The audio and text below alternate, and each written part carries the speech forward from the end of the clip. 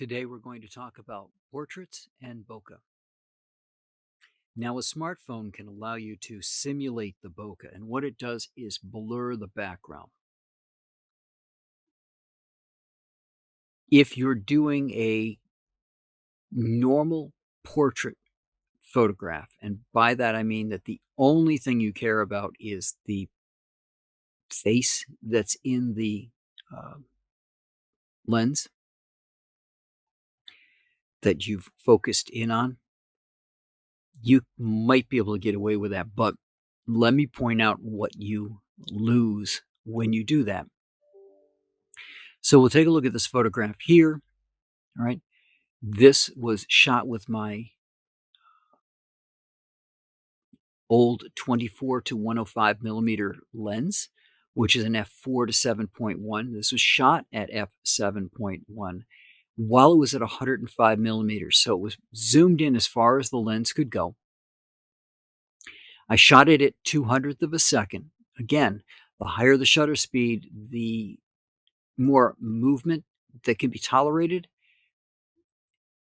These lenses have built-in image stabilization, so not quite as necessary as it used to be, but I still shoot rather high if I can at all times. This was shot with a very low ISO. Now you'll notice that in the background here we have a blurred mountain, okay? But this piece in here is in focus, but look at the stick in the foreground. Now this is used to light the cannon. It has fuse wrapped around the stick itself that comes out off the top, because if you've ever seen a cannon fire, once this is lit and it's touched to the hole, which is underneath this cover right here, what's going to happen is the cannon is going to blow back. The gunpowder doesn't just fire forward, it's going to fire up that tube as well. And by having this stick, it protects the person firing the cannon from that blowback. That said, as we look at this particular image, you can see that he's in focus. We've got a cannon in here in focus. Now, because it's at that 105 millimeters, things are closer than they would appear in real life. But by having this out of focus in the front, it lends that air of three-dimensionality to the image because he's in focus, but you have things out of focus both before and after the subject. And because this was f7.1, it's a wider depth of field. There's more depth to what's in focus. The way this works is the higher the f, the smaller the aperture, and that cuts down on the amount of light that comes in, which impacts what ISO you have to use and what shutter speed you have to use in order to keep that brightness in the range that you want. But at the same time, that higher number lets more things be in focus. So if I were to shoot this, for example, at a 2.8, I might be able to just have his eye in focus, and the brim of his hat could be out of focus, for example, as well as the cannon in front of him, as well as everything else would be just a little out of focus. Now, we're not talking about a major change in focus. It's not that it's blurred to the point where you can't make out what the object is, but you can see that three-dimensionality. When I was in college, the U.S. Army Reserve decided that they wanted to do a demonstration at the campus. It was never clear how much clearance they had to do what they did, but they landed a helicopter on the college campus. I was able to get a photograph through a hedge of that helicopter. The background buildings were blurred, but you could still make out what building was in the background, obviously. And the hedge was blurred, but you could still make out that there were leaves there. They just weren't as sharp as if I had opened up that depth of field. And the hedge was used to frame the helicopter. So you had a three-dimensional feel to the image at the same time. You had that framing done by the hedge. Um, Overall, the photograph wasn't used because it was deemed too aggressive looking. But in any event, when you're taking an image, in this case, this small child was walking across the floor and I grabbed him as quickly as I could. Um, you can see that three dimensionality in this photograph. This was shot with my 24-70 at 2.8. So remember what I said at 2.8, certain things will be in focus and you'll have a much more narrow depth of field. You can see the floor all around him is a little out of focus and it makes him pop. Your eye is not only drawn to him because he's center frame in this particular case, but it allows you to pull him out of the background.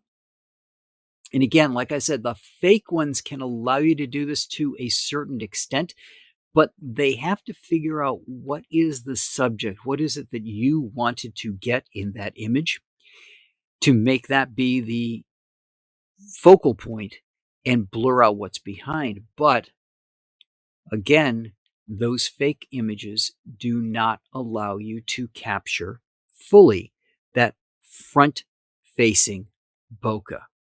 Now, sometimes you won't want that. For example, here, her legs are out front.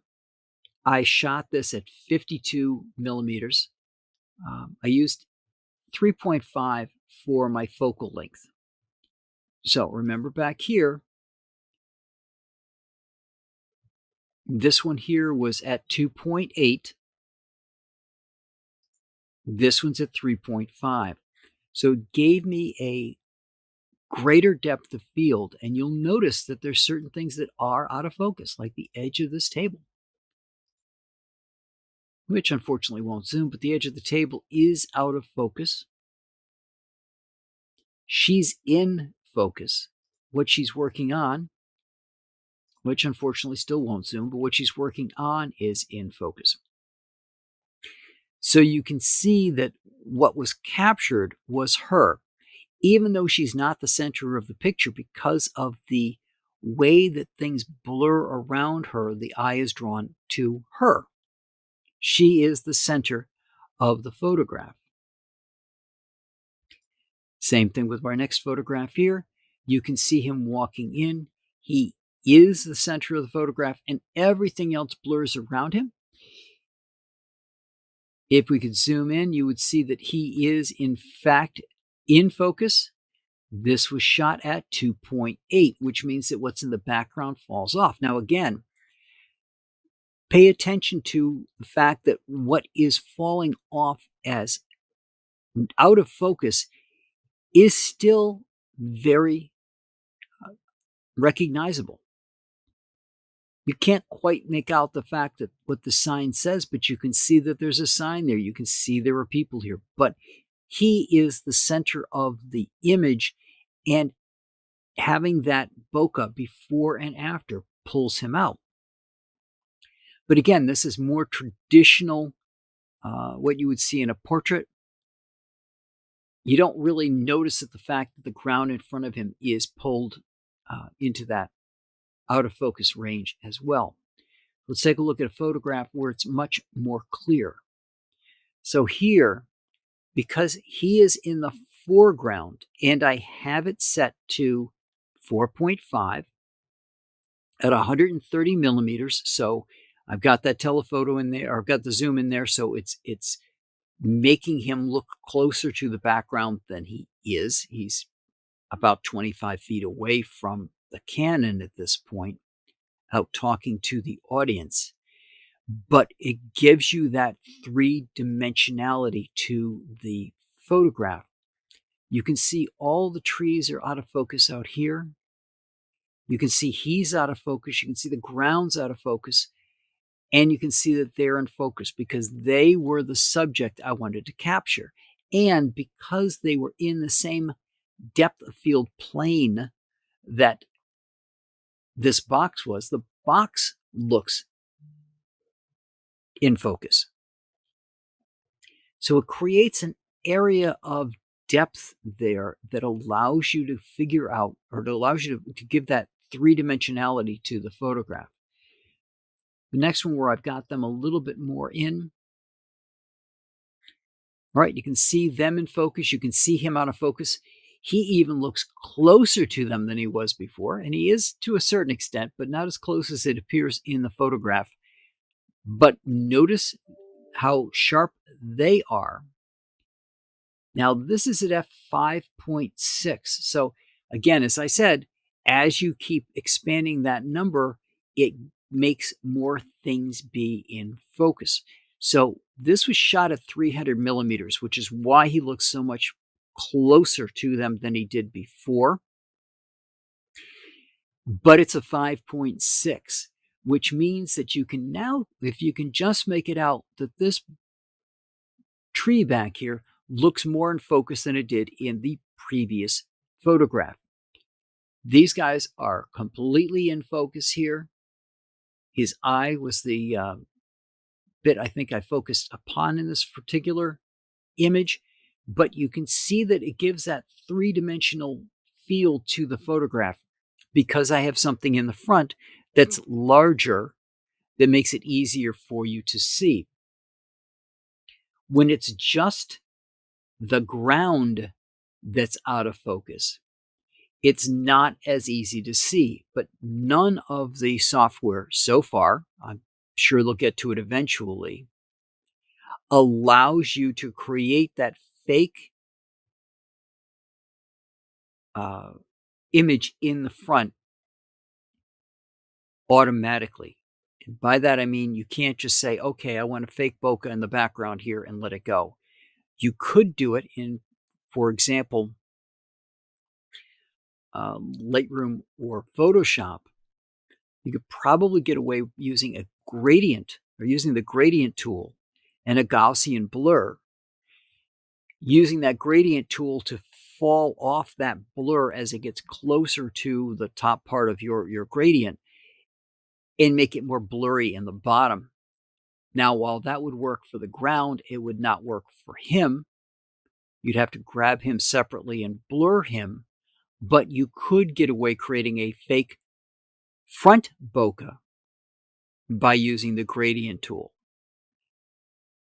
All of that is a lot of work. Even if they're using the digital version of it, you're not going to get something as good as you're going to get with good glass that's going to allow you to get to these better Fs. Now, this particular lens, I shoot with a Canon R5. This is an EF lens. This is not an RF mount. This is an EF lens. It's an old EF 70-300, and look at what I can get out of that. The reason I point that out is it means that you can find some EF glass out there that's less expensive than what the RF versions would be, that's still going to give you decent results if you want to do something that has this kind of depth of field to it. Now, this is a 4 to a 5.6, so it really didn't have that big of a F range to it. Now, what that means is that when you start out at 70, you can go down to F4, but when you get up to the 300s, you're going to be at 5.6. That's just the bottom number. You can always go above those numbers, but that's the bottom number that you can use. Just like with my 24 to 70, 2.8. The lowest I can go is 2.8. Now, again, that smaller number means a much more narrow depth of field. And depending on your distance from the person will give you how much is going to be in focus. If you want to know what that actually means, you can go look up the formula for it, but I would recommend instead just go get a app on your phone that's a calculator for your focal length, or your you can find them online as well.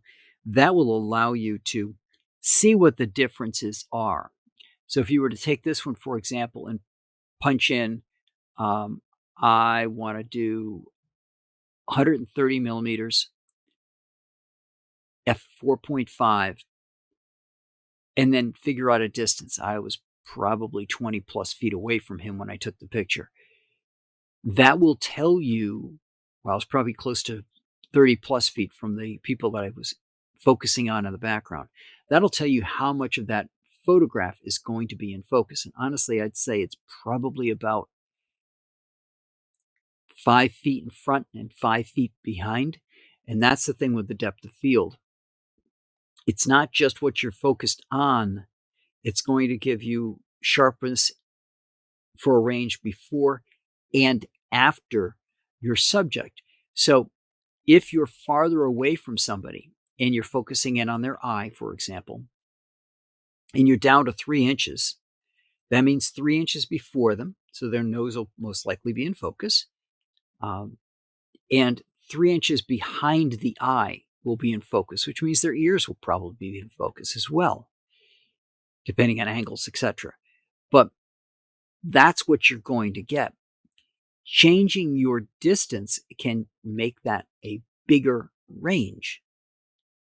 So that's why you have to look at, if you want to lay out a shot specifically for certain things, that's when you go through and you lay out with a tool like that to figure out what it's going to be. I don't have the time to do that most of the times. I'm doing event shots like the one I'm doing here, and I'm just capturing something live. I go with as low as I can in most cases so that I can get this three-dimensionality to the image that I'm trying to shoot. Again, bearing in mind that you have three things you have to worry about if you want to have good lighting on your subject. You have to worry about, what is my shutter speed? In this case, it was 1/640th of a second. My ISO was at 400 and my F was at 4.5. As that F goes up, the light goes down, and you have to either make your shutter speed slower or up your ISO. And if you up your ISO, then you get noise. And this little guy here is a great spot to get that through. Um, if I could zoom it in more, you would see that there is a good amount of noise in this photograph, and that's because this was at ISO 6400. It was a really rainy, crappy day. So there wasn't a lot of light coming in from the windows. There definitely was not as much light as it appears to be in this photograph. I shot him at 1/400th of a second because he was moving, and I wanted to make sure that I got him. And it was at 2.8. So that 2.8 allowed more light to come in. That 1/400th of a second took light away. And I made up the difference by upping my ISO to 6400. So that's where that little formula triangle comes into play when it comes to lighting.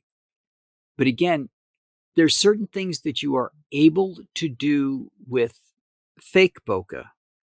But I would suggest that rather than doing that, rather than using your smartphone, get a good camera. There's a lot of used glass out there, especially in the EF range. If you want to get a mirrorless R camera, there's some inexpensive options out there for that as well. You just get an adapter, and then you can get all of this EF glass as photographers move over to the R series and go with the RF glass. It puts a lot more used EF glass on the market, and that allows you to get a better lens for less money than going with the RF equivalent. Just like a lot of photographers, I switched over to an R lens. I also have a backup camera that's an EF mount. So I've got both. I use both sets of lenses. So I'm progressively moving toward more RF glass and getting away from the EF. So I've got a RF50 that I loved for doing portrait photography that was a 2.0. I was a 2.8, and I now have the 24-70 at 2.8, and the I rent, which is another option if you're not sure if you want to get to that other piece of glass or if it's really going to make a difference. Um, one of the places you can go to is places like Lens Rentals and rent glass. Now, I rent it to give you an idea of what the cost can be. I wanted to do fall foliage photography. In order to do that fall foliage photography that I showed last week, that was a 100 to 400 lens. It retails for $600. I don't shoot enough landscape currently to want to do an outlay of $200 or $600. And to give you an idea, the RF 24-70 that you're seeing here is over $2,000. So what I did instead was rented it. It cost me $30 for 6 days. Okay, so it was inexpensive to rent it. And I highly recommend, even when it comes to cameras, you can rent the cameras. If you're not sure what you want, rent it for a while. Get it in your hands, see what you think of it. I rented the R5. After a couple of days of using the R5, I bought one because I knew that was the camera I wanted to use taking photographs. I don't recommend, you can, but I don't recommend buying the camera from the lens rental place just because the savings that I saw for what I was looking at was not enough to make me not want to have a brand new lens. I would rather have a new lens if I can get it rather than renting one. There wasn't that much difference between the prices. But go out there, get yourself a good lens, a good camera, and you'll be able to see very quickly how much more three-dimensionality you can get by having a camera that allows you to get a lower depth of field so that what you want to be in focus is in focus and everything else just falls away and becomes less interesting. And that's what I got for you this week, and I will talk to you guys all next week.